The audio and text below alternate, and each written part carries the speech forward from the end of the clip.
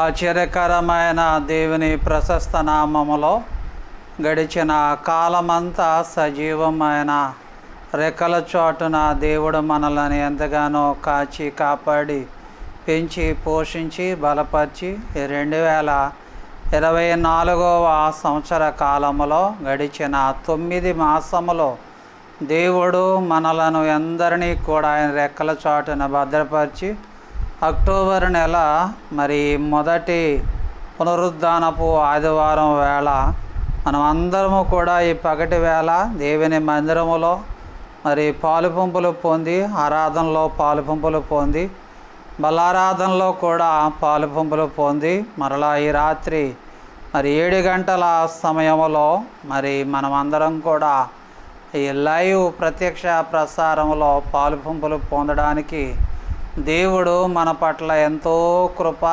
కనికరములను ప్రభు మనకు చూపించి ఉన్నాడు. ఈ సమయంలో ప్రార్థన చేసుకొని కార్యక్రమాన్ని ప్రారంభించుకుందాం. ప్రార్థన చేసిన తర్వాత ఈరోజు దేవుడు మనకు ఏర్పాటు చేసిన దేవుని వాక్యాన్ని శ్రద్ధగా భయభక్తులు కలిగి వాక్య భాగాన్ని విందాం. వాక్య భాగాన్ని జాగ్రత్తగా వినాలని మనవి చేస్తున్నాను. మీరందరూ కూడా ఈ లైవ్ ప్రత్యక్ష ప్రసారానికి మీ కుటుంబీకులందరూ దగ్గరగా ఉండాలని ప్రేమతో మీకు మనవి చేస్తూ ఉన్నాను. కుటుంబాలుగా దగ్గరగా ఉన్నప్పుడు కుటుంబాలు ఆశీర్వదించాయి. కుటుంబం ఆశీర్వదించబడిందంటే సంఘం ఆశీర్వదించబడుతుంది, గ్రామం ఆశీర్వదించబడుతుంది. పిల్లలు తరతరాలను కూడా దేవుడు ఆశీర్వదిస్తూ ఉంటాడు. కనుక ఈ సమయంలో బలహీనంగా ఉన్న బిడ్డల కోసం కూడా ప్రార్థన చేస్తున్నాను. అక్టోబర్ నెలంతా కూడా దేవుడు మనలందరి పట్ల దేవుడు గొప్ప కార్యాలు ప్రభు జరిగించాలని మా ప్రార్థనలో మేము జ్ఞాపకం చేసుకుంటున్నాం.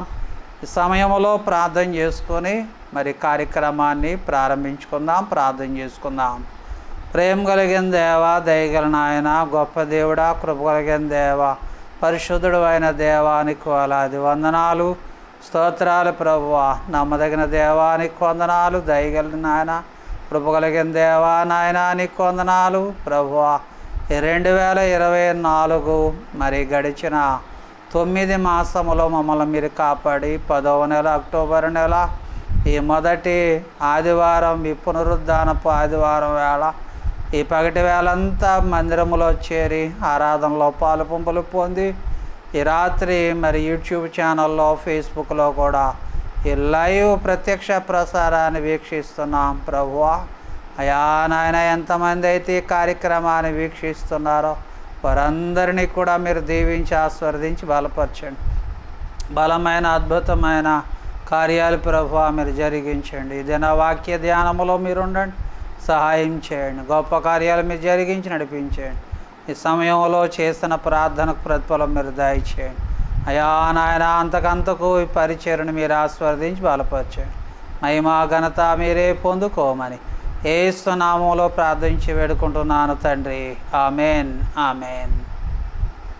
అందరికీ వందనాలు. ఈ రాత్రి లైవ్ ప్రత్యక్ష ప్రసారాన్ని వీక్షిస్తున్న వారందరికీ మరొకసారి నా హృదయపూర్వకమైన వందనాలు తెలియపరుస్తున్నాను.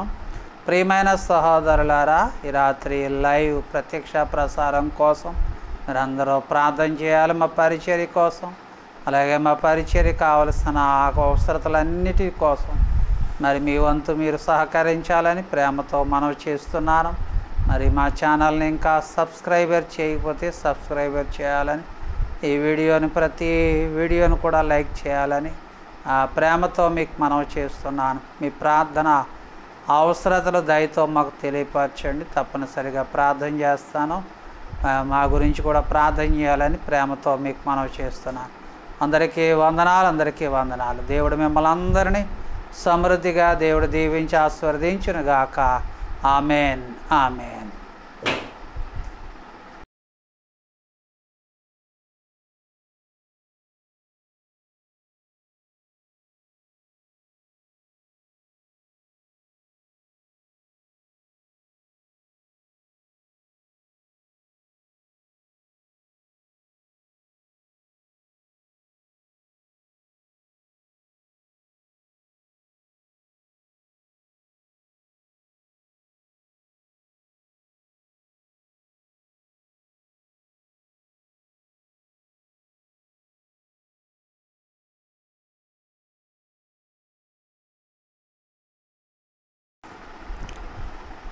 ఆశ్చర్యకరమైన దేవుని ప్రశస్త నామములో గడిచిన కాలమంతా సజీవమైన రెక్కల చాటున దేవుడు మనల్ని ఎంతగానో కాచి కాపాడి పెంచి పోషించి బలపరిచి మరలా అక్టోబర్ నెల ఈ మొదటి ఆదివారం, ఈ పునరుద్ధానపు ఆదివారం వేళ ఈ రాత్రి మరొకసారి ఈ లైవ్ ప్రత్యక్ష ప్రసారంలో యూట్యూబ్ ఛానల్లో, ఫేస్బుక్లో ఈ లైవ్లో పాలుపంపులు పొందుతూ ఉన్న ప్రతి వారికి నా హృదయపూర్వకమైన ధన్యవాదాలు తెలియపరుస్తున్నాను.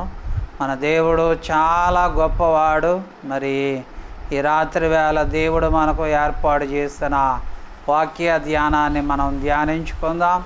దేవుని వాక్య భాగాన్ని వినే ముందు మనం అందరము కూడా మన రెండు చేతులు పైకెత్తి దేవుని నామానికి స్తోత్రాలు చెల్లిద్దాం. హల్లెలూయా, హల్లెలూయా.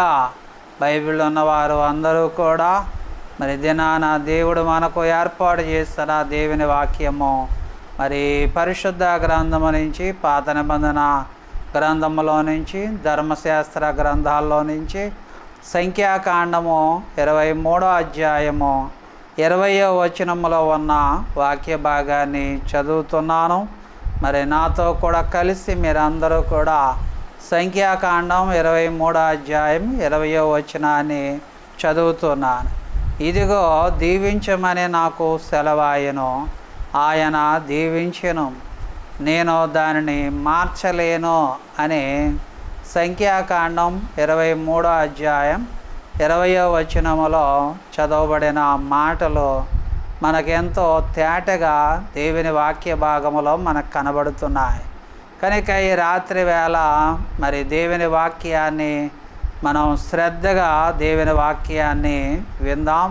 దేవుని వాక్యాన్ని వినదాన్ని మన హృదయంలో భద్రపరుచుకొని దేవుని యొక్క దైవ దీవెనలు పొందుకోవాలని రాత్రి వేళ మనవి చేస్తూ ఉన్నాను. ఇక్కడ మరి పరిశుద్ధ గ్రంథములో మొదటి 5 పుస్తకాలను మరి దైవజనుడైన మోషే గారు రాశారు. మొదటి బైబిల్లో ఉన్న ఈ మొదటి 5 గ్రంథాలని ధర్మశాస్త్ర గ్రంథాలని పిలుస్తూ ఉంటారు. ఇక్కడ మరి మోషే రాశాడు ఈ ధర్మశాస్త్ర గ్రంథాలను. మరి 23వ అధ్యాయం సంఖ్యాకాండంలో 23వ అధ్యాయంలో బైబిల్లో మనకి బిలాం అనే వ్యక్తి కనపడుతున్నాడు. బిలాం అనే దేవుడు మరి ఎందుకంటే దేవుడు ఏర్పాటు చేసుకున్న ఒక చిన్న ప్రవక్తగా బైబిల్లో మనకి కనబడుతున్నాడు.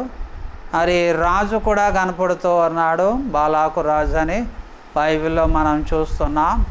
రాజు ఏమో ప్రజల్ని పరిపాలిస్తూ ఉంటాడు, ప్రవక్త ఏమో దేవునికి ప్రజలకు మధ్యవర్తిగా ప్రవక్త ఉంటాడు.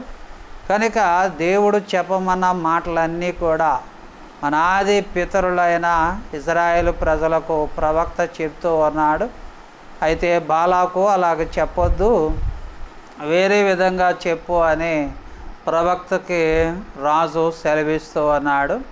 అయితే బిలాము మట్టుకు దేవుడు నాకు ఏది చెప్పమన్నాడో, ఏది పలకమన్నాడో, ఏది మరి ప్రజలకు ప్రత్యక్షపరచమన్నాడో అదే చేస్తాను, కానీ నేను వేరే చేయను అని చెప్పడం జరిగింది.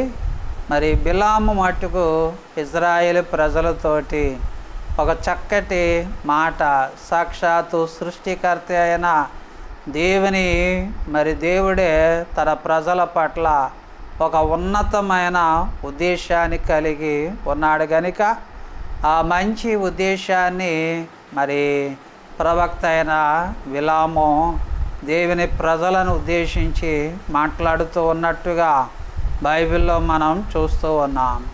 కనుక ఈ రాత్రి వేళ సంఖ్యాకాండం 23వ అధ్యాయం 20వ వచనములో ఇదిగో దీవించమని నాకు సెలవాయను, ఆయన దీనులను దీవించెను, నేను దానిని మార్చలేనని బైబిల్లో చెప్తున్నాడు. దేవుడు చెప్పమన్నది ఏమిటంటే ఇదిగో ప్రజలందరినీ కూడా నీవు దీవించు అని ఆయన సెలవాయను. ఆయన దీవించాడు, దేవుడే వాళ్ళని దీవించాడు. కనుక నేను దానిని మార్చలేను అని ప్రవక్త అక్కడ బలాకు రాజుతోటి చెప్తూ ఉన్నట్టుగా బైబిల్లో చూస్తున్నాం. కనుక ఈ రాత్రి వేళ దీవెన అనేది చాలా అవసరం. అందుకే మన పెద్దోడు చెప్తారు, దేవుని యొక్క దీవెన, పెద్దల దీవెన, మనుషుల దీవెన ప్రస్తుత కాలంలో మనందరికీ ఎంతో అవసరం. మన ఆది పితరులైన ఇశ్రాయేలు ప్రజలను కూడా దేవుడు ఎంతగానో దీవించాడు, ఎంతగానో వారిని ఆశీర్వదించాడు. కనుక ఈ సమయంలో దేవుని వాక్యాన్ని వింటున్న ప్రియమైన సహోదరులారా, దీవెన అనేది ఎంతో అవసరముగా బైబిల్లో కనబడుతూ ఉంది. ఇదే సంఖ్యాకాండము 22వ అధ్యాయం 12వ వచనములో ఉన్న వాక్యాన్ని చదువుతున్నాను. అందుకు దేవుడు, నీవు వారితో వెళ్ళకూడదు, ఆ ప్రజలను శపింపకూడదు, వారు ఆశీర్వదించబడిన వారు అని బిలాముతో చెప్పెను. బిలామా, దేవుని వాక్య భాగములో బిలాముతో చెప్తున్నాడు దేవుడు. అందుకు దేవుడు, నీవు వారితో కూడా ఏం చేయకూడదు, వెళ్ళకూడదు, ఆ ప్రజలను నీవు శపించకూడదు, వారు ఆశీర్వదించబడిన వారు అని బిలాముతో చెప్పినట్టుగా బైబిల్లో చూస్తున్నాం. కనుక ఇశ్రాయేలు ప్రజలను దేవుడు ఆశీర్వదించాడు. ఇశ్రాయేలు ప్రజలను దేవుడు ఎందుకంటే వారిని దీవించాడు.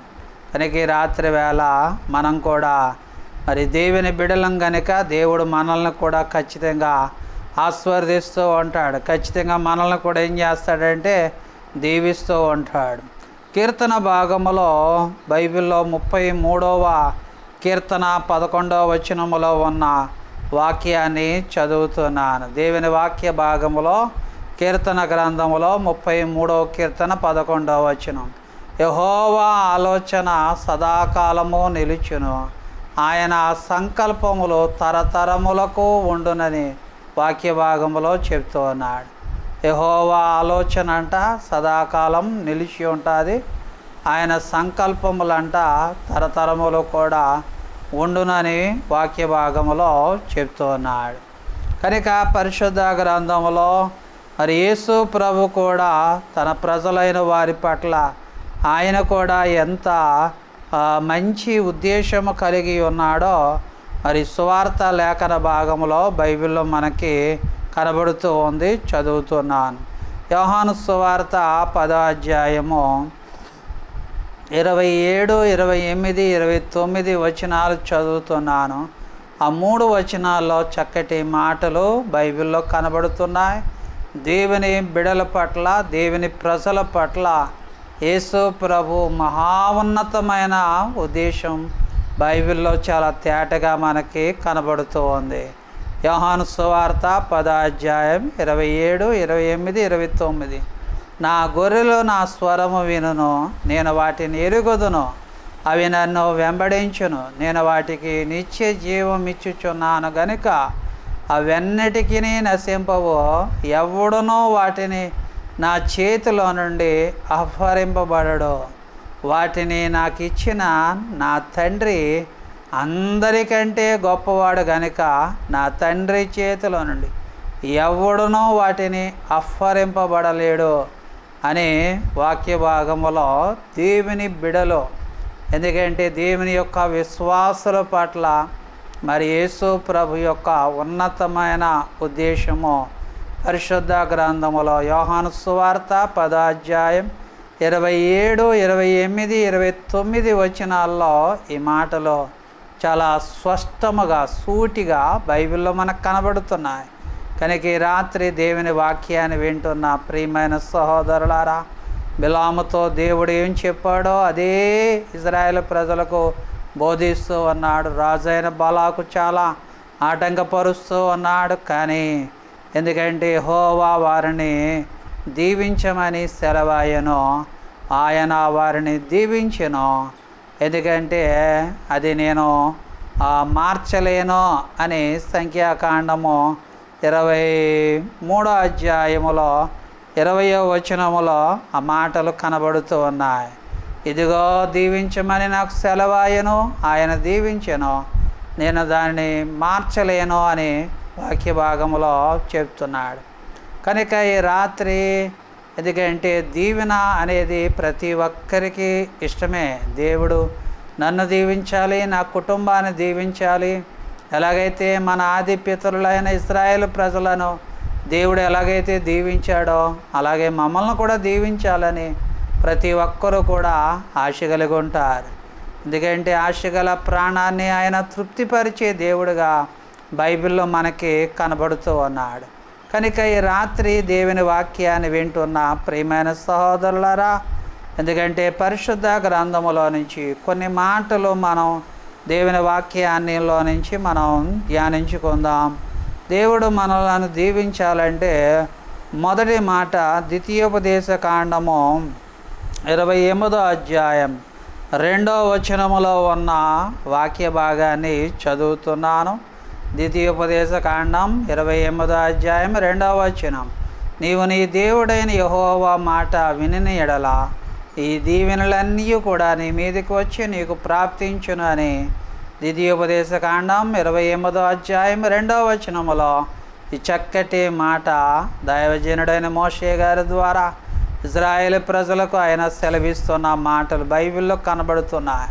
పరిశుద్ధ గ్రంథంలోనే ద్వితీయోపదేశ కాండం 28వ అధ్యాయం ఒక ప్రత్యేకమైన అధ్యాయం. ఎందుకంటే ఈ అధ్యాయంలో సుమారుగా 30 పైగా వచనాలు ఉన్నాయి. 15 వచనాలేమో దీవెనలు కనపడుతున్నాయి, ఒక 15 వచనాలేమో శాపాలు కనపడుతున్నాయి. యెహోవా మాట నీవు శ్రద్ధగా వింటే ఈ దీవెనలన్నీ కూడా నీ మీదకు వస్తాయని వాక్యం చెబుతుంది. ఒకవేళ యెహోవా మాట నువ్వు వినకపోతే ఈ శాపములన్నీ కూడా నీ మీదకు వస్తాయని ద్వితీయోపదేశ కాండం 28వ అధ్యాయంలో ఈ మాటలు బైబిల్లో మనకు కనబడుతున్నాయి.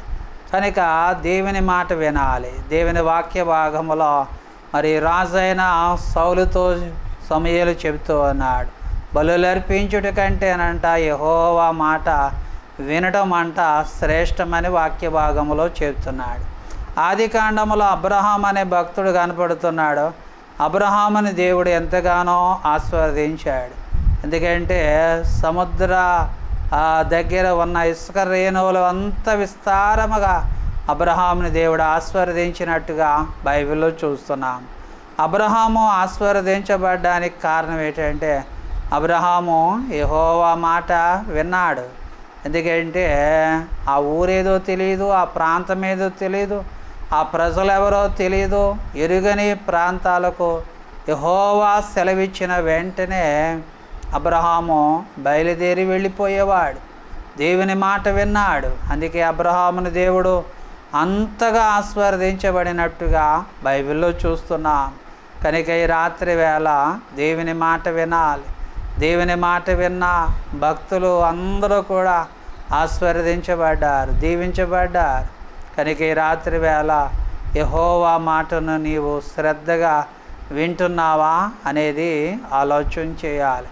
ఒకవేళ ఇంతవరకు యెహోవా మాట వినలేదేమో, కానీ అక్టోబర్ నెలలోనైనా సరే ఇకనైనా సరే యెహోవా మాట నీవు శ్రద్ధగా విను. దేవుడు నిన్ను నీ కుటుంబాన్ని ఆయన దీవిస్తూ ఉంటాడు. ఆయన దీవించాడంటే ఆ దీవెనను ఎవడో కూడా మార్చలేడని వాక్య భాగములో చెప్తున్నాడు. కనుక ప్రియమైన సహోదరులారా, వాక్య భాగములో చెప్తూ ఉన్నాడు, అక్కడ పట్టణములో నీవు దీవించబడతావు, గర్భఫలం చేత నీవు దీవించబడతావు. నీ పిండి పిసికే తొట్టె, నీ పిండి పిసికే గంప అన్ని దీవించబడతావు. నువ్వు లోపలికి వచ్చినా దీవించబడతావు, వెలుపలికి వెళ్ళినా నువ్వు దీవించబడతావని పరిశుద్ధ గ్రంథములో బైబిల్లో చెప్తూ ఉన్నాడు. కనుక దీవెనలన్నీ కూడా నీ మీదకి వస్తాయి. కనుక నీవు యెహోవా మాటను ఏం చేయాలంటే శ్రద్ధగా వినాలని ప్రేమతో నీకు మనవి చేస్తూ ఉన్నాను. రాత్రి వేళ యెహోవా మాట వినాలి. బలులర్పించడం కంటేనంట యెహోవా మాట వినడమే శ్రేష్టం. మరి ఇజ్రాయేలును పరిపాలన చేస్తున్న రాజుని దేవుడు ఎందుకు తీసేశాడంటే, సౌలు రాజుని ఎందుకు తీసేశాడంటే యెహోవా మాట వినకపోవడం ద్వారానే రాజైన సౌలు తన రాజ్యత్వాన్ని కోల్పోయినట్టుగా బైబిల్లో చూస్తున్నాం. కనుక యెహోవా మాట విన్నట్లయితే దేవుడు నిన్ను నీ కుటుంబాన్ని ఆయన ఏం చేస్తాడు? దీవిస్తాడని వాక్య భాగంలో చెబుతూ ఉన్నాడు. తర్వాత పరిశుద్ధ గ్రంథంలో సామెతల గ్రంథంలో కూడా ఒక చక్కటి మాట మనకు కనపడుతూ ఉంది. సామెతల గ్రంథము 28వ అధ్యాయము 20వ వచనములో ఉన్న వాక్యాన్ని చదువుతున్నాను. సామెతలు 28వ అధ్యాయం 20వ వచనం మహాజ్ఞాని అయిన సొలొమోను గారి ద్వారా ఈ సామెతల గ్రంథంలో చక్కటి మాట వ్రాయబడి ఉన్నది. ఆ 20వ వచనములో నమ్మకమైన వానికి దీవెనలో మెండుగా కలుగును, ధనవంతుడగుటకు ఆతురపడువాడు శిక్ష నొందకపోడు అని బైబిల్లో చెబుతున్నాడు. కనుక దీవెనలు మన మీదకి మెండుగా రావాలంటే దేవుని దగ్గర మనం నమ్మకంగా ఉండాలి. దేవుని దగ్గర ఎలా ఉండాలి? నమ్మకంగా ఉండాలి. నమ్మకమైన వారికి దీవెనలు అంట మెండుగా కలుగునని జ్ఞాని అయిన సొలొమోను చెబుతున్నాడు. బైబిల్లో యేసు ప్రభు యాయీరుతో చెప్తున్నాడు. ఏమని చెప్తున్నాడు? యాయీరు నమ్మిక మాత్రం ఉంచు. యాయీరు యేసు ప్రభు యందు నమ్మిక ఉంచాడు కనుక తన చిన్న కుమార్తె చనిపోయిందని ఊరు అంటే యాయీరు యేసు ప్రభు యందు నమ్మిక ఉంచాడు కనుక చనిపోయిన తన చిన్న కుమార్తె మరలా బ్రతికినట్టుగా బైబిల్లో మనం చూస్తున్నాం. ప్రియమైన సహోదరులారా, యేసు ప్రభు కూడా చెప్తున్నాడు, ఎందుకంటే నమ్ముట నీ వలన అయితే నమ్మువానికి సమస్తమును కూడా సాధ్యమే అని బైబిల్లో చెప్తున్నాడు. యేసు ప్రభు రాత్రంతమాను కొండ మీద ప్రార్థన చేసుకొని ఆయన ఉదయమే వేకువనే పెందలకడ లేచి కొండ దిగువ భాగానికి వస్తున్నప్పుడు ఆ కొండ దగ్గర 4 కుష్ఠరోగులు ఉన్నారు. వాళ్ళు అడుగుతున్నారు, యేసు ప్రభువా నీకు ఇష్టమైతే మమ్మల్ని శుద్ధిగా చేయవా అన్నప్పుడు యేసు ప్రభు నమ్ముతున్నారా అని అడుగుతున్నాడు. ఎందుకంటే ఇది నా వలన సాధ్యమే అని నమ్ముతున్నారంటే నమ్ముతున్నాం ప్రభువా అన్నప్పుడు వెంటనే వాళ్ళ నమ్మకాన్ని బట్టి ఆ కుష్ఠరోగులు వాళ్ళు శుద్ధులు అయిపోయినట్టుగా బైబిల్లో చూస్తున్నాం. రాత్రి నీ కుటుంబము అలాగే సంఘము దీవించబడాలంటే నమ్మకం కలిగి ఉండాలి. ఈ రోజున ప్రభు అయిన యేసుక్రీస్తు యందు నమ్మిక కలిగి ఉన్నావా అనేది దేవుని వాక్యాన్ని బట్టి ఆలోచన చేయాలని ప్రేమతో మీకు మనవి చేస్తూ ఉన్నాను. నువ్వెంత నమ్మితే అంత గొప్ప కార్యాలు నువ్వు చూడగలుగుతావు. నువ్వెంత నమ్మికం కలిగి ఉంటే అన్ని గొప్ప ఆశ్చర్య కార్యాలు నువ్వు చూడగలుగుతూ ఉంటావు. కనుక ఈ రాత్రి వేళ నమ్మకమైన వారికి దీవెనలు అంట మెండుగా కలుగునని బైబిల్లో చెబుతున్నాడు. ఎందుకంటే బిలాము ప్రవక్తతోటి ఇజ్రాయేల్ ప్రజలకు సెలవిస్తున్నాడు, ఇదిగో వారిని దీవించేదను, ఎందుకంటే దీవించమని యెహోవా సెలవాయను. కనుక ఆయన వారిని ఏం చేశాడు? దీవించాడు. దేవుని వాక్య భాగముల దీవెనను ఎవడూ కూడా మార్చలేను అని బైబిల్లో చెప్తూ ఉన్నాడు. కనుక రాత్రి దేవుని యెహోవా మాట శ్రద్ధగా వింటే దేవుడు నిన్ను దీవిస్తాడు. నమ్మకమైన వారికి దీవెనలు అంట మెండుగా ఏం చేస్తాడంటే కలగజేస్తాడంట. ఈ రాత్రి వేళ తర్వాత పరిశుద్ధ గ్రంథములో మలాకీ గ్రంథం 3వ అధ్యాయములో ఒక చక్కటి మాట బైబిల్లో మనకు కనబడుతూ ఉంది. మలాకీ గ్రంథం 3వ అధ్యాయం 10వ వచనములో ఉన్న వాక్యాన్ని చదువుతున్నాను. నా మందిరములో ఆహారం వండినట్లు 10వ భాగం అంతయు మీరు నా మందిర నిధిలోనికి తీసుకురండి. దీనిని చేసి మీరు నన్ను శోధించినలా నేను ఆకాశ వాకిండ్లు విప్పి పట్టజాలనంత విస్తారమైన దీవెనలు కుమ్మరించేదనని సైన్యముల అధిపతి యెహోవా సెలవిచ్చుచున్నాడని మలాకీ గ్రంథం 3వ అధ్యాయం 10వ వచనములో ఉన్న వాక్యాన్ని మనం చదివినట్లయితే ఇక్కడ దేవుడు దీవిస్తానన్నాడు. ఎలా దీవిస్తానన్నాడంటే మీరు మందిరానికి పోయినప్పుడు అంట ఆహారం సమృద్ధిగా ఉండేటట్లుగా మీ 10వ భాగాన్ని మీరు నా మందిర నిధిలోనికి తీసుకుని రండి అని వాక్య భాగంలో చెప్తున్నాడు. దీనిని చేసి మీరు నన్ను శోధించినలా ఆకాశవాకిండ్లు విప్పి పట్టజాలనంత విస్తారమైన దీవెనలంట కుమ్మరించేదనని సైన్యములకు అధిపతి యెహోవా సెలవిచ్చుచున్నాడని వాక్య భాగంలో చెబుతున్నాడు. కనుక రాత్రి దేవుని వాక్యాన్ని వింటున్న ప్రియమైన సహోదరులారా, ఎందుకంటే 10వ భాగాన్ని దేవునికి ఇస్తున్నావా, 10వ భాగాన్ని దేవునికి నీవు ఇస్తున్నావా అనేది దేవుని వాక్యాన్ని బట్టి ఒకసారి ఆలోచన చేయాలని ప్రేమతో మనం చేస్తున్నాను. 10వ భాగాన్ని దేవునికి ఏం చేయాలి, మనం ఇవ్వాలి. చాలామంది అనుకుంటారు, ఎందుకు ఇవ్వాలండి అంటారు. ఆదిమ భక్తుడైన అబ్రహాము కాలములో అబ్రహాము కూడా మరి యాజకుడైన మెల్కీషెదెకునకు అబ్రహాము 10వ భాగాన్ని ఇచ్చాడు. ఆ రోజునే అబ్రహాము తనకు రాబడి అంతట్లో 10వ భాగాన్ని ఇచ్చాడు. కనుక అబ్రహాముని దేవుడు ఆశీర్వదించినట్టుగా, దేవుడు దీవించినట్టుగా బైబిల్లో చూస్తున్నాం. 10వ భాగాన్ని దేవునికి ఇవ్వాలి, దేవుని భాగాన్ని దేవునికి ఇవ్వాలి. ఎందుకంటే యేసు ప్రభు చెబుతున్నాడు కదా, దేవునిది దేవునిదే, కైసరిది కైసరికే ఇవ్వాలి. కనుక ఈ రాత్రి వేళ 10వ భాగాన్ని ఏం చేయాలి, దేవునికి ఇవ్వాలి.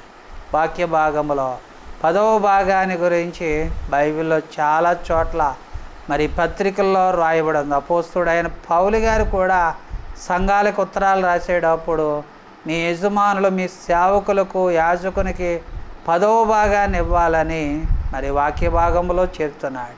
కనుక ఈ రాత్రి వేళ 10వ భాగాన్ని దేవునిది కనుక ఆ దేవుని భాగాన్ని దేవునికి ఏం చేయాలి, మనం అర్పణగా ఏం చేయాలి, ఇవ్వాలి. అప్పుడు దేవుడు మనల్ని ఏం చేస్తాడు, ఆశీర్వదిస్తూ ఉంటాడు.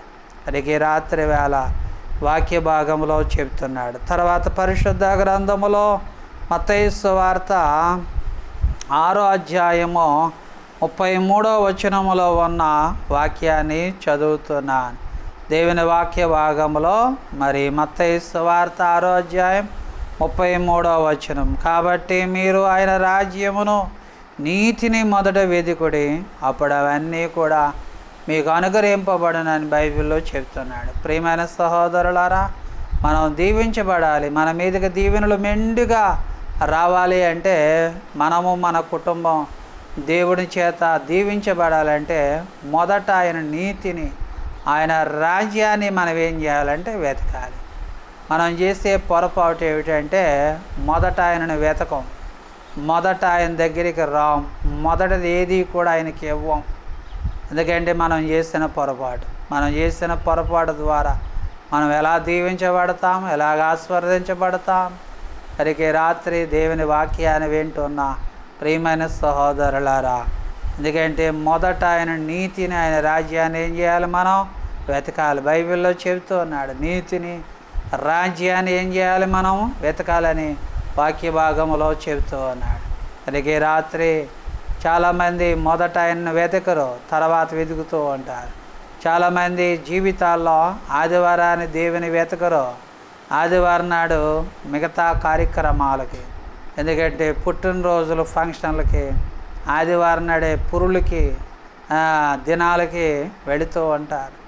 ఆదివారం ఈ రోజున విశ్వాసులే దేవుని వాక్య భాగంలో, ఎందుకంటే మొదటి స్థానాన్ని దేవునికి ఇస్తున్నావా అనేది ఆలోచన చేయాలి. మొదటి స్థానాన్ని ఎప్పుడైనా దేవునికి ఇవ్వాలి, అప్పుడే దేవుడు దీవిస్తూ ఉంటాడు, ఆశీర్వదిస్తూ ఉంటాడు. కనుక రాత్రి దేవుని వాక్యాన్ని వింటున్న మన జీవితాల్లో మొదట ఆయన నీతిని, ఆయన రాజ్యాన్ని వెతికినప్పుడు మనకు కావలసిన దీవెనలన్నీ కూడా ఏం చేస్తాడు, ఆయన మెండుగా మనకి అనుగ్రహిస్తూ ఉంటాడు. కనుక రాత్రి ఈ విషయాన్ని గుర్తుపెట్టుకోవాలని ప్రేమతో మీకు మనవి చేస్తున్నాను. సామెతల గ్రంథంలో మరొక మాట కనపడుతూ ఉంది, చదువుతున్నాను. సామెతల గ్రంథం 11వ అధ్యాయము 11వ వచనములో ఉన్న వాక్యాన్ని చదువుతున్నాను. యథార్థవంతుల దీవెన వలన పట్టణమునకు కీర్తి కలుగును, భక్తిహీనుల మాటలు దానిని బోర్ల చేతోయును అనే వాక్య భాగంలో చెప్తున్నాడు. యథార్థవంతుల మీదకి ఏమొస్తుందంట, దీవెనలు వస్తాయంట. ఆ యథార్థవంతుల దీవెన వలన పట్టణం అంట కీర్తి కలుగునని బైబిల్లో చెప్తున్నాడు. భక్తిహీనుల మాటలు దానిని ఏం చేస్తాయంటే బోర్ల పరుస్తాయంట. కనుక ఈ రాత్రి వేళ ఎంత వ్యత్యాసం ఉన్నదో ఆలోచన చేయాలి. యథార్థవంతుల దీవెన వలన పట్టణము కీర్తి కలుగును. భక్తిహీనుల మాటలు అంట దానిని ఏం చేస్తాయంటే బోర్ల తుచ్చితోయును అని వాక్య భాగంలో చెప్తున్నాడు. కనుక యథార్థంగా మనం జీవించినట్లయితే దేవుడు మనలను దీవిస్తూ ఉంటాడు.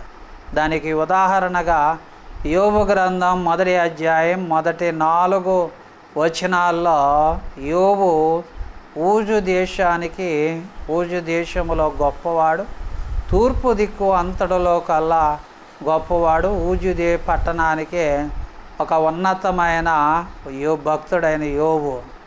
ఆయన యథార్థవంతుడును న్యాయవంతుడును భక్తిపరుడైన వాక్య భాగంలో చెప్తున్నాడు.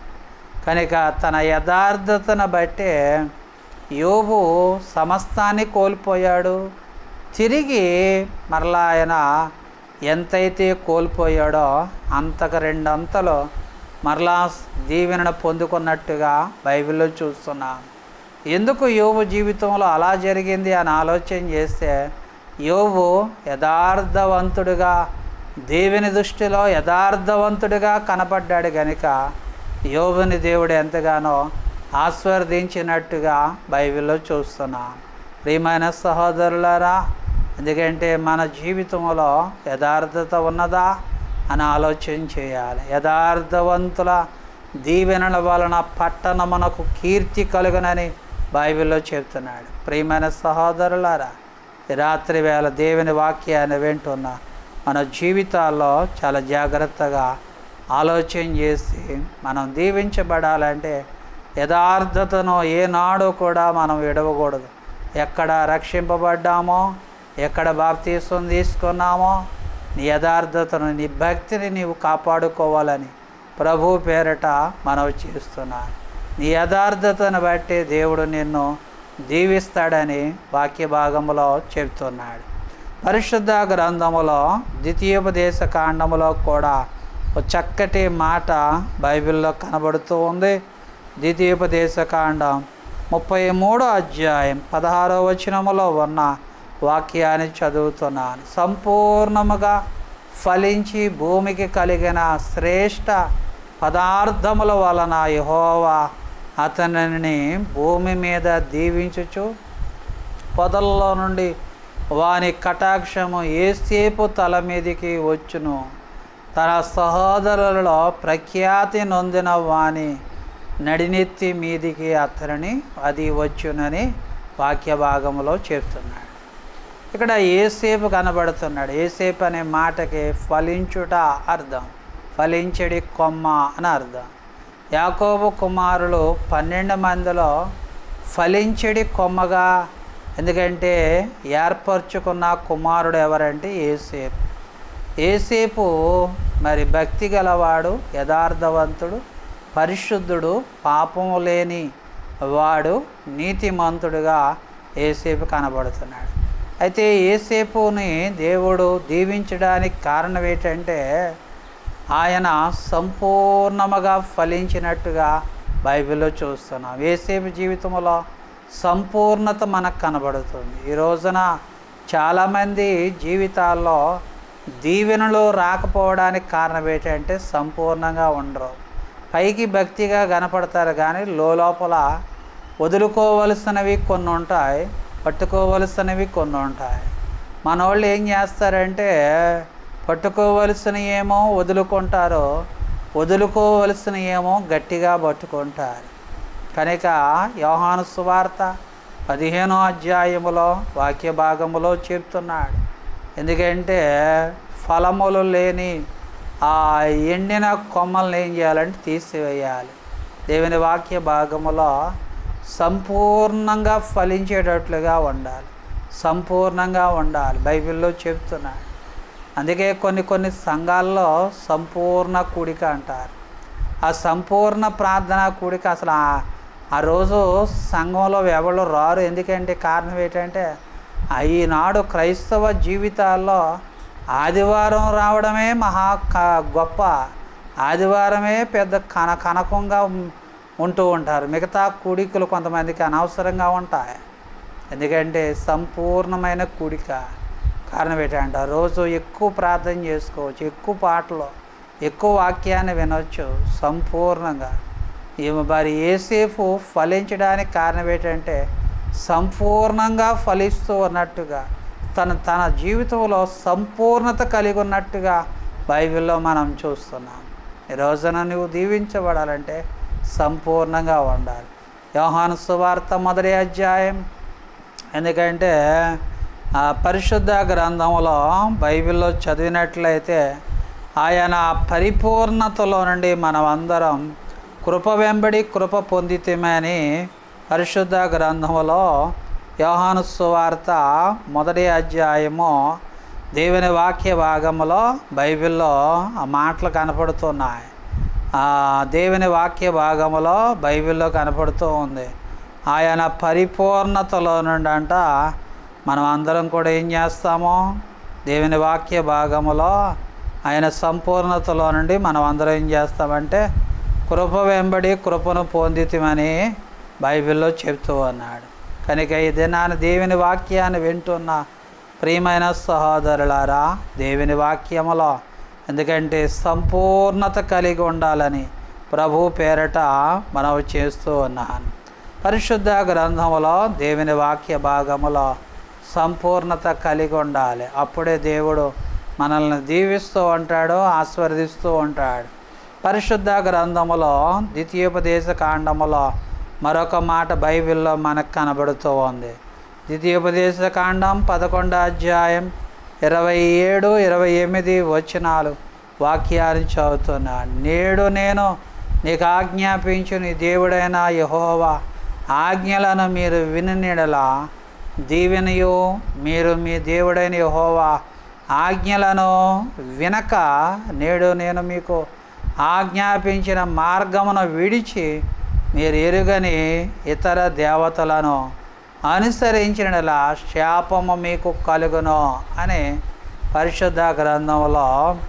ఎందుకంటే ఆజ్ఞలన్నీ కూడా గైకుంటేనేమో దీవెనలు, ఆజ్ఞలు గైకొనకపోతే ఇతర దేవతలను, ఇతర దేవత మార్గములను అనుసరించినట్లయితే అప్పుడు మీకు శాపములు మీ మీదకి వచ్చునని వాక్య భాగంలో చెబుతున్నాడు. కనుక పరిశుద్ధ గ్రంథములో దేవుని యొక్క ఆజ్ఞలను గైకొనాలి. క్రైస్తవ జీవితం అంతా కూడా 10 ఆజ్ఞలలోనే లిఖితమై ఉన్నట్టుగా, మిళితమై ఉన్నట్టుగా బైబిల్లో మనం చూస్తూ ఉన్నాం. మోషే భక్తుడి చేత దేవుడే తన చేరాత చేత వ్రాయించబడిన 10 ఆజ్ఞల రాతి పలకలు 10 ఆజ్ఞలు కనపడుతూ ఉన్నాయి. నిర్గమాకాండములో 20వ అధ్యాయములో 10 ఆజ్ఞలు కనపడుతూ ఉన్నాయి. ఆజ్ఞలు గైకొంటే దీవెనలు వస్తాయి. ఈ రోజున ఆజ్ఞలు గైకొంటున్నారా? ఆజ్ఞలు మాకు కాదండి అని అనుకోకు. ఆజ్ఞలు నీ కోసమే, నా కోసమే, మనందరి కోసమే దేవుడు ఆజ్ఞలు రాపిచ్చాడు. కనుక ఆయన ఆజ్ఞలు ఏం చేయాలంటే గైకొనాలి. ప్రియమైన సహోదరులారా, నువ్వు దీవించబడాలి అంటే దేవుని మాట వినాలి మొదట, తర్వాత దేవుని మీద నమ్మిక ఉంచాలి. మూడవది దశమ భాగాన్ని, దేవుని భాగాన్ని దేవునికి ఇవ్వాలి. 4వది ఆయన నీతిని, ఆయన రాజ్యాన్ని మొదట వెతకాలి. తర్వాత యథార్థవంతులుగా జీవించాలి. తర్వాత సంపూర్ణంగా నీవు ఫలించాలి. తర్వాత చివరిగా ఆయన ఆజ్ఞలు ఏం చేయాలంటే గైకోనాలి. అప్పుడే దేవుడు నిన్ను దీవిస్తాడు. బిలాము ప్రవక్తతోటి దేవుడు తన ప్రజలకు, ఇశ్రాయేలు ప్రజలకు సెలవిచ్చిన వాక్యం ఏమిటో తెలుసా? వాగ్దానం ఏమిటో తెలుసా? దేవుని వాక్య భాగంలో సంఖ్యాకాండము 23వ అధ్యాయం, సంఖ్యాకాండం 23వ అధ్యాయం 20వ వచనం, ఇదిగో దీవించమని నాకు సెలవాయను, ఆయనను దీవించాను. ఆయన దీవించేవాడెవరు? ఆయన అనగా మన దేవుడు. ఆయన దీవించాను, నేను దానిని మార్చలేను, ఎవడు మార్చలేడు. అందుకే వాక్యంలో కూడా ఉంటుంది, ఆయన ఆశీర్వాదం అంట ఎన్నటికీ దాని మీద ఉండునని వాక్య భాగంలో సెలవిస్తూ ఉన్నాడు. అంటే ఆయన ఆశీర్వదిస్తే ఆశీర్వాదాన్ని ఎవడు కూడా తీసివేయలేడు, మార్చలేడు. ఆయన ఒక శాసనం చేస్తే ఎవడు మార్చలేడు. నేను కార్యం చేయగా తిప్పగలిగిన వాడు ఎవడు అని యెషయా గ్రంథంలో సెలవిస్తున్నాడు. కనుక ఈ రాత్రి వేళ దేవుని వాక్యాన్ని జాగ్రత్తగా గుర్తుపెట్టుకోవాలని, జ్ఞాపకం పెట్టుకోవాలని ప్రభు పేరట మనవి చేస్తున్నాను. దేవుడు ఈ కొద్ది వాక్య భాగాన్ని మనందరి వినికిడిలో ప్రభు దీవించి ఆశీర్వదించునుగాక. Amen, amen. ప్రార్థన చేసుకుందాం. అందరూ కూడా తలలు వంచుకొని కండ్లు మూసుకొని మోకరించగలిగిన వారు మోకరించుకొని ప్రార్థన చేసుకుందాం. ప్రేమ కలిగిన దేవా, దయగల నాయన, గొప్ప దేవుడా, కృప కలిగిన దేవా, పరిశుద్ధుడు అయిన దేవానికి వందనాలు, స్తోత్రాలు ప్రభువా.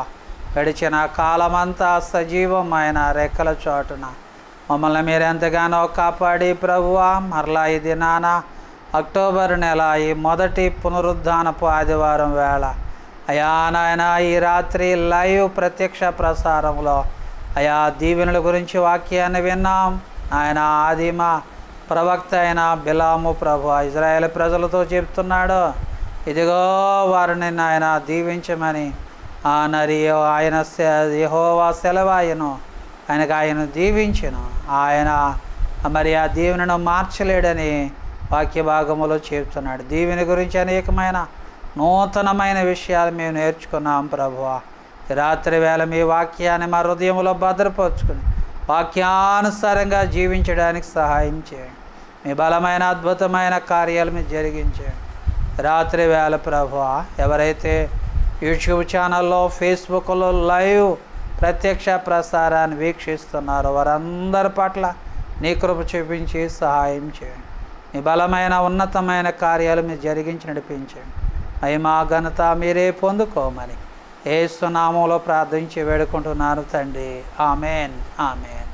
మన తండ్రి అయిన దేవుని ప్రేమయు, కుమారుడైన క్రీస్తు ప్రభుల వారి కృపయు, పరిశుద్ధాత్మ అన్యోన్యమైన సహవాసము చేరి వచ్చిన మనకు మన వారందరికీ సదాకాలం తోడ నడిపించునుగాక. Amen, amen, amen. అందరికీ వందనాలు, అందరికీ వందనాలు. రాత్రి లైవ్ ప్రత్యక్ష ప్రసారాన్ని వీక్షిస్తున్న ప్రియులందరికీ నా ప్రత్యేకమైన వందనాలు తెలియపరుస్తున్నాను. దేవుడు మిమ్మల్ని అందరినీ కూడా సమృద్ధిగా దేవుడు దీవించి ఆశీర్వదించునుగాక. Amen, amen. వందనాలు.